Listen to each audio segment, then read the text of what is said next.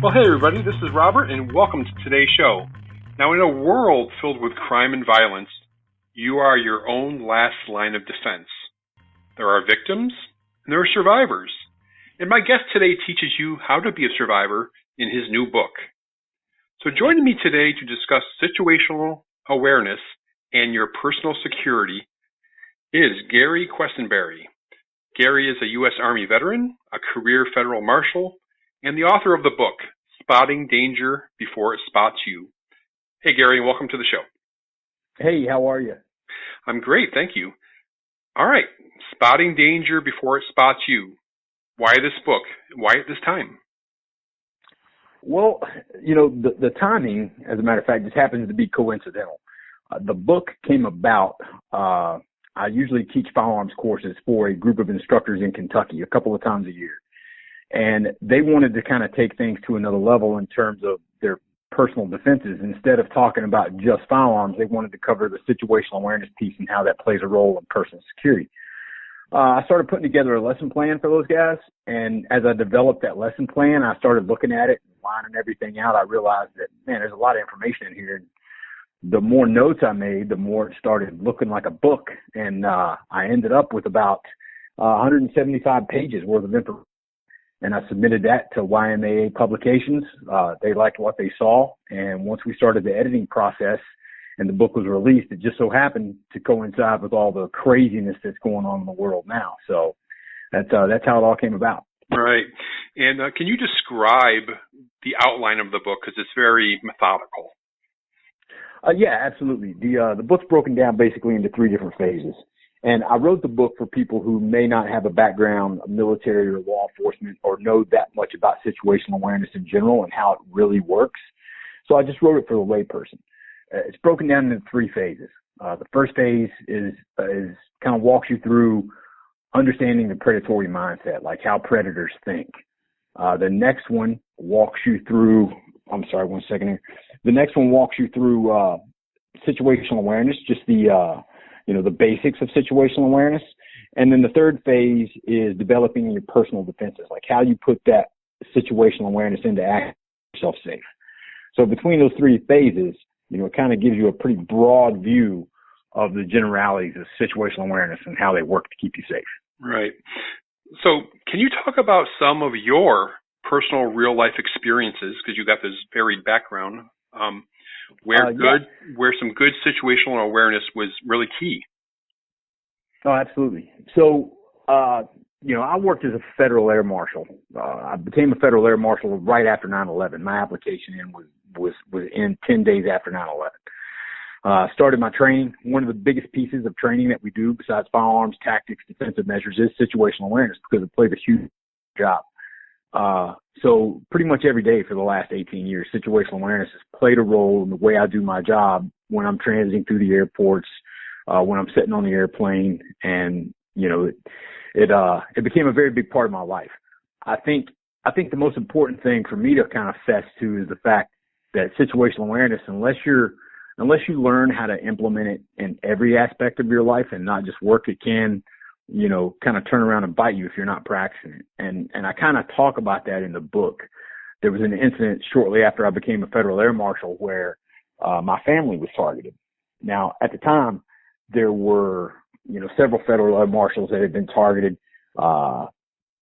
They'd been sent these suspicious packages to their homes, gotten these weird phone calls asking questions about their personal lives, their information, their schedules, all this different stuff. And we were kind of put on high alert. Like, people are kind of probing you guys and trying to figure out where you're at, when, and, all these different things. So, unfortunately, for me personally, I became what I refer to in the book as a 9-to-5er. So, once I strapped my gun and my badge on and I'm headed to the airport, I was switched on. My situational awareness was where it needed to be and I was ready to do my job. But when I was off work, I kind of let my guard down a little bit. And, at one point I was on a mission in Baltimore and I was overnighting in Baltimore. My wife knew that I was going to be there. We were living in Las Vegas at the time. Someone called the school and identified themselves as Gary Quesenberry. I had two children at the time in elementary school, first grade and fourth grade. And they said that, because I work for the government and my job as a federal air marshal, that I was being transferred, and that I would have to pick the kids up from school early to have all their stuff ready, and they would not be returning, so they could go ahead and, take them off the books or whatever. So it was kind of a little bit of luck. My wife actually volunteered at the school on a regular basis, helping the teachers out, making copies and things like that. She was out with my youngest daughter running some errands and got finished early. So she decided that she would go to the school early and see if the teachers needed any help. Well, when she got to the school, the attendance lady that worked in the front office came out and told my wife, hey, we're really sorry to hear that your kids aren't going to be coming back to school. We have all their stuff ready. They're in there waiting on their dad. And my wife obviously was like, well, what are you talking about? Like, my husband isn't going anywhere. We're not transferring. He's, gone overnight in Baltimore. So once she called me and we kind of realized what was going on, she notified the police. I notified my supervisors back at the office, one of whom was a former FBI agent. One was a sniper on SEAL Team 6 for a number of years. But, these guys were on the ball. They got over to the school. They helped my wife out, contacted the police, got the school involved, and there was a big police presence there at the time. The Federal Air Marshal Service luckily worked with me, got me on the next flight back to Las Vegas so that I could be there with my family. Now, at the end of the day, we don't know who did that or why they did it. The first question that the police asked me was, well, is there anyone else involved in your life? Are these stepchildren? Is there another parent, somebody like that could possibly be doing a custody thing? And we're like, no, these are our kids. We've been married for, at the time, 20 years, and, this is, where we're at. But nobody ever showed up to take the kids out of school. I like to think that's because of the increased police presence and kind of scared them away, and nothing like that ever happened again. But, I realized that I'd let myself slip into this comfort zone where I was being complacent, and my situational awareness when I was off duty wasn't where it needed to be. So that changed things for me. I started studying situational awareness, how it applies to your personal life, steps you can take to kind of make yourself a little bit of a harder target for criminals or terrorists or whatever. And I put those things in place, and I worked with my wife, I worked with my children, and over the years, it become a very big piece of our lifestyle, and it's always been that way. So, situational awareness, that's the biggest turning point in my life and where I realized it was entirely important. So that's, one of the driving forces behind me gathering all this information and putting it together in the book. Wow, what an incredibly creepy situation that was. Yeah, it was really scary. It was really scary. Yeah. Luckily everything worked out right, but it was, it was definitely a sinking feeling to know that you had let yourself become complacent enough to where your family was targeted. And that really changed the way I lived my life from that point on. And speaking of targets, what are criminals, predators, other people that want to do harm? What are they looking for in a target? Well, it really all depends on the predator. So, there's a book. It's Meditations on Violence by Rory Miller. It's also published by YMAA Publications, and I reference it in my book. My book, by the way, Spotting Danger Before It Spots You, is published by YMAA as well. But he breaks predators down. Rory Miller breaks predators down into two categories. You have resource predators and process predators. So a resource predator, they're in it for something that they can flip for money. They see something of value on you, and they decide that they're going to take it. So they're looking for a resource. Process predators, on the other hand, are entirely different. They don't necessarily want anything that you have on you. They get off on the act of violence itself. So that makes them incredibly dangerous. Now, every predator, whether they're a resource predator or a process predator, they go through a process whenever they're picking someone that they're willing to approach to try to take advantage of. And in my book, I call this the 7-second prod. And 7 seconds, any predator can pick out their next victim in 7 seconds. Ted Bundy once said that he could tell his next victim by the tilt of her head. So he learned to read people to the point where he could get a pretty good grasp on how much of a fight they would put up, or, what he could get away with just by the way they walked. So with the prod, prod is an acronym.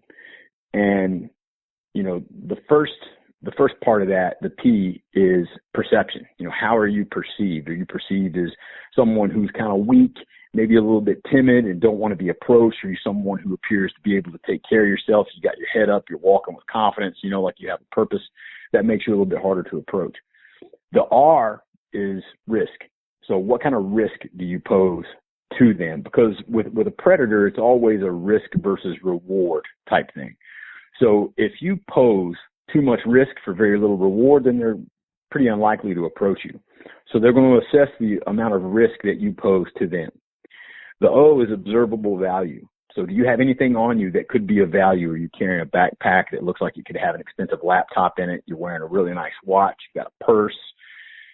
Any number of things like that, all the way down to your shoes. I know people that have been robbed just for their shoes. So, observable value. You want to limit the amount of observable value that you show people. And then the D are your defenses. Do you look like you have any way to defend yourself? Are you walking with a group? Do you have a big dog? Do you look like the kind of person who maybe carries concealed, or, there's any number of things that they evaluate. And they do this whole process, what I call the prod. They do that in a very short period of time. So that's kind of the process that they go through to pick their next target. Yeah, that kind of reminds me. I lived several years overseas when I was in the military, and basically they were telling you, don't walk around looking like a tourist, looking around amazed at everything. Right. Kind of act like you own the place, basically, right? And, exactly. You got to be comfortable in your surroundings. Right. So, well, the listeners and me, we're all not federal marshals. So how does the average person build their situational awareness so they can avoid being that target? Well, what I always tell the average person is, just get your head up. There was actually a study back in 1981, and the study was conducted by Grayson and Stein. There's two sociologists, and what they did was they set a camera up in Times Square, and they filmed people over the course of a day, and then they took the footage that they'd filmed and they took it to a prison in New York, and they showed it to criminals, people that had been accused of rape, robbery, muggings, all these different things. Just, and let them watch the video from start to finish and pick out the people that they thought were easy to approach or could be an easy target, and the people that they would completely stay away from. And what they found was it was simple things that kind of deterred them from approaching somebody. If someone had their head up and they were looking around and they were aware of their surroundings, that was something that they stayed away from. Because you can see them coming more easily, and you have a little bit more time to raise an alarm, draw attention to them, and that poses more of a risk to them, like I mentioned earlier. Mm-hmm. The other thing was if somebody's, looking down at their feet, they're taking short, shuffling strides, or, they don't walk with any level of confidence, those are the people that they were more likely to approach. So for the common person, in terms of situational awareness and making yourself a harder target, I tell everybody just to get your head up. Don't let yourself get sucked into your cell phone when you're out in public walking around. Don't have your earbuds in listening to music when you're in public spaces, because then you've cut yourself off. If you're looking at your phone and you have your headphones in, you've cut yourself off visually and auditorily. You're pretty much done. Mm-hmm. So, get your head up, look around, walk like you have a purpose. Even if you don't, walk like you do. And that in itself is enough to keep people from approaching you. In terms of situational awareness, I tell everybody to always look at hands, because hands are what can hurt you. And in the book, I outline a number of pre-incident indicators, things that, are kind of universal, regardless of, sex, race, ethnicity, religion, whatever. There's certain things that people do, these little things that they go through prior to committing an act of violence, that if you know what you're looking for, you can spot ahead of time. And then you can develop plans to get yourself out of the way, because the avoidance of a situation like that is your absolute best bet of keeping yourself safe. Yeah. So, Gary, how should someone react to a predatory situation? Should they run? Should they defend themselves? Does it depend? Well, yeah, it really all depends on the situation. And like I said, situational awareness is kind of what is a key factor in that, because if you can see something coming from a long ways off, then you have more time to react to it. So, the more aware you are, the better off you'll be in terms of your own personal safety. But, you've got four options basically. Your first option, and it's the one that will keep you 100% safe all the time, is complete avoidance. Like if you can see something bad about to happen and you can get away from it before it does, then you're going to be safe every time, all the time. And you could be with your family, you could be with your kids.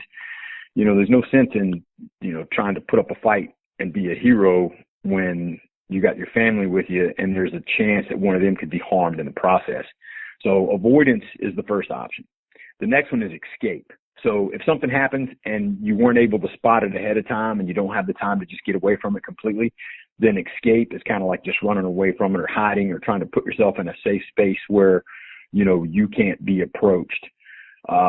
If it goes a little further than that and you've already been approached, then you've got kind of the de-escalation piece, and that's where the communication skills come in. And I reference in my book, there was a book that when I worked in the Bureau of Prisons, we used to pass around all the time called Verbal Judo.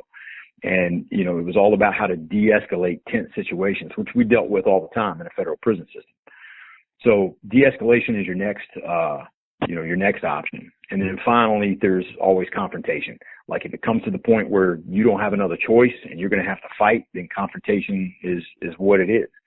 And I encourage people that no matter what it is that they do, to always do something to make sure that confrontation piece falls in your favor, whether it's carrying concealed, get yourself into a gym, take some jujitsu classes, do something that you can put up a fight, at least enough of a fight so that they realize that risk isn't worth what they're going to take away from you. So they break contact and leave. Right. But those are the four options. Does the advice that you offer in the book pertain to both men and women? And is there big differences between both? In terms of the way they employ situational awareness? Correct. Well, there's no difference in the way men and women employ situational awareness. Like the basics and the things that I outline in the book and I tell you to look for, those are universal regardless of sex. But the one thing I will say is the direction that violence could come towards you, so to speak, is different between men and women. So 70% of crimes committed by strangers are committed against men. That's just a statistic that we can't break away from, 70%. However, on the reverse side of that, 77% of crimes that are committed against women are committed by relatives or someone that the woman knew. So, the violence towards men and towards women are coming from different places. The situational awareness piece doesn't change, but where you should be looking does, if that makes sense. Very interesting. Okay. In the book, you discussed performing a self-assessment. So if I want to do a self-assessment on myself, what does that entail? So, this is in the first part of the book where I talk about thinking like a predator. And a self-assessment is you're kind of looking at yourself from a predator's point of view. And you want to look at who, what, when, and where. The why really doesn't matter in this case because once the why happens, it's kind of too late. But so I encourage everybody to kind of take a look at the people that are closest to them in their life, like who would want to do you harm? Do you have, like whenever the incident happened with my children, I mentioned that the first question they ask is who is in your life who would want to target your children? Are there step parents, disgruntled people or whatever that you may have, angered when you worked in the prison system or whatever. So take a look at the people in your life that could have some sort of a grudge and they want to do you damage. And it doesn't even have to be somebody think about the guy that you cut off in the parking lot and stole his space and he flipped you off, that guy, he's on the list. So these are people who may want to do harm to you. The other thing is you want to look at what you have on you that could be of value to a predator. So are you, that observable value thing that we talked about earlier? Mm-hmm. Are you carrying that expensive laptop? Do you have something on you that could be of value that someone would want to take from you? Try to limit those things. The other one is when. So, and in the book, I've got an appendix in the back that has a whole thing lined out where you can kind of make notes and do the self-assessment in a more structured way than just kind of thinking it through in your head. But, when are the times during your day that you're most vulnerable to attack? Is it when you're walking to the bus station? Is it during your commute? Is it when you're at the grocery store? Just look at the places that you go where you feel most vulnerable, and then list those places in the self-assessment. And the other one is where, the times are one thing, but then the places are the other piece of the puzzle. So, where are the places that you find yourself where you could be most vulnerable? Say the parking garage whenever you're leaving work at night, especially this time of year when it gets dark so early. So those are the things that you're looking for in a self-assessment. The who would want to hurt you, what would they want, when are you most vulnerable to attack, and where would someone want to hit you? Right. So you do the self-assessment, and then you just make adjustments in your life to. Yeah, absolutely. So if you do have people in your life that you think may be prone to violence, or somebody that you may have angered in the past or something, and you see that person, there's certain precautions you ought to take. Like your guard should instantly be up. Mm-hmm. So, the what you want, that's easy enough to fix. If you're always walking around with, an expensive watch on, just take it off, stick it in your pocket. The less people see that observable value, then the less approachable you may be by one of those resource predators that we talked about. And then the when and the where. If you find yourself at a time or in a place where you feel like you're most vulnerable, then you have to go to work. You have to walk through the parking garage. You have to go to the mall, different things like that you have to do. But when you're in those places where you feel most vulnerable, then that's where you have to dial that situational awareness up a little bit. Very good. Gary, any final thoughts? Anything that I left out that you want to touch on? Like I said, my first book, Spotting Danger Before It Spots You, it's out now. There's the e-version. There's the print version. We actually just began the editing process on book 2. So what a lot of people don't know is that this is actually going to be a series of books. There's going to be 5 books in total.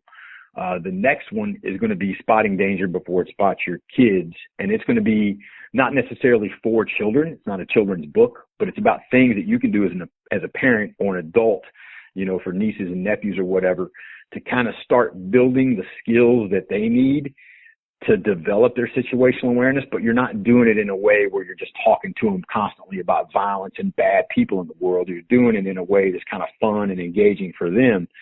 And we disguise the whole process in games. So, you can play certain games and do certain things when you're out in public that raises your child's awareness. I did it with my children after the event at their school. And, before you know it, you see them doing the things that you want them to do to keep themselves more aware when they're out in public. So that's the second book. And then there's going to be one for teens. There'll be one for travelers, people that are going off, like you said, you were overseas, and they're spending time in places that they may not be familiar with. And then there's going to be one for young adults that are just leaving home for the first time. Some of the things that they may need to know and look for once they get out in the big bad world. Oh, excellent. Sounds incredibly useful. Yeah. Seriously. Again, the book is Spotting Danger Before It Spots You by Federal Air Marshal Gary Quesenberry. And I'll link to the book in the show notes section of the podcast if you want to take a look at it and check it out. And I want to thank you, Gary Quesenberry, for sharing your time and your expertise. Appreciate it, sir. Hey, no problem, Robert. It's my pleasure.